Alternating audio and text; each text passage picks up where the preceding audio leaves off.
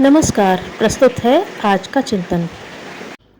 संकल्प में निश्चित लक्ष्य तक पहुंचने के लिए अभीष्ट पुरुषार्थ करने की लगन होती है। उसमें प्रतिफल के लिए उतावली नहीं होती, उसका निश्चय होता है। उतावली में आदमी समय अधिक लगने पर अधीर हो उठता है।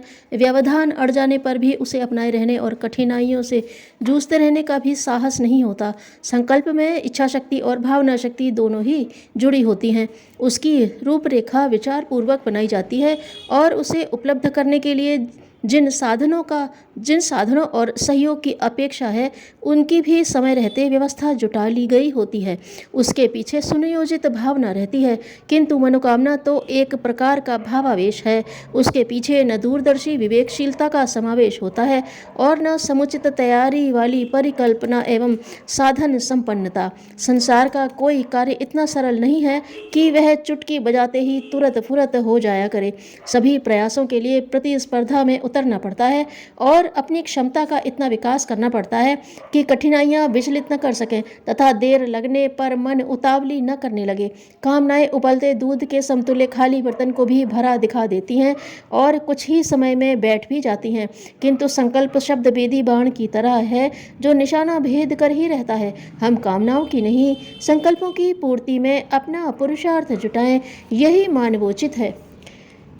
भारद्वाज नामक किसी ब्राह्मण ने बौद्ध धर्म ग्रहण कर लिया और वे भिक्षु बनकर बुद्धदेव के पास रहने लगा।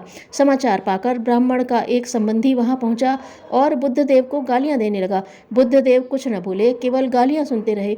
अंत में थक कर वह ब्राह्मण भी चुप हो गया। अब बुद्ध भगवान ने पूछा, ब्राह्मण, आपके घर यदि अतिथि आए तो आप उसका सत्कार करोगे? क्यों नहीं, वह ब्राह्मण बोला। यदि वह मेहमान आपकी वस्तुएं स्वीकार न करे तो आप उसका क्या करोगे? अपने पास रख लूंगा और क्या करूंगा। इस पर वह झल्ला कर बोला, तो यदि मैं आपकी गालियां स्वीकार न करता तो अब यह किसके पास जाएंगे? ब्राह्मण लज्जित हुआ और अपने किए पर पश्चाताप करने लगा। रावण सीता का हरण करके बड़ी तीव्र गति से चला जा रहा था। सीता हृदय विदारक विलाप कर रही थी। यह सब घटना मार्ग में जटायु ने देखी। उसका हृदय यह सब देखकर बड़ा व्याकुल हुआ और वह अबला की सहायता करने के लिए तथा दुष्ट को दंड देने के लिए तत्पर हो गया। एक झपट्टे में ही महाबली रावण को अस्त व्यस्त कर दिया, लेकिन सशस्त्र रावण का सामना वह वृद्ध पक्षी कहाँ तक करता। रावण ने अपने खड्ग से जटायु के पर काट दिए और वृद्ध जटायु ने अपना जीवन अनीति का विरोध करने में मिटा दिया।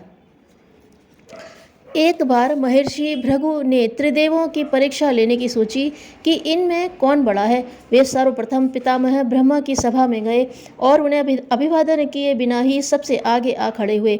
इस पर ब्रह्मा जी बड़े क्रुद्ध हुए और भृगु को दंड देने पर तत्पर हो गए। भृगु वहां से चल दिए और महेश के पास पहुंचे। वे पार्वती के साथ बैठे हुए थे, विनोद कर रहे थे। महर्षि भृगु ने देखकर व्यंग्यपूर्ण हंसी हंस दी। इस पर शंकर जी को बहुत क्रोध आया और वे अपना त्रिशूल लेकर भृगु के पीछे दौड़े।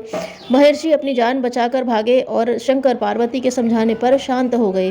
तत्पश्चात भृगु जी विष्णु के पास पहुंचे। भगवान शेष शैया पर सो रहे थे। लक्ष्मी जी पैर दबा रही थी।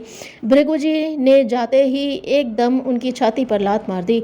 विष्णु भगवान शांत भाव से उठे और क्षमा मांगते हुए बोले, ऋषिवर, आपके इन कोमल पैरों में चोट तो नहीं लगी?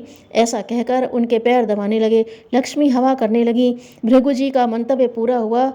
जो सब परिस्थितियों में संतुलित रहे वही बड़ा है। धन्यवाद।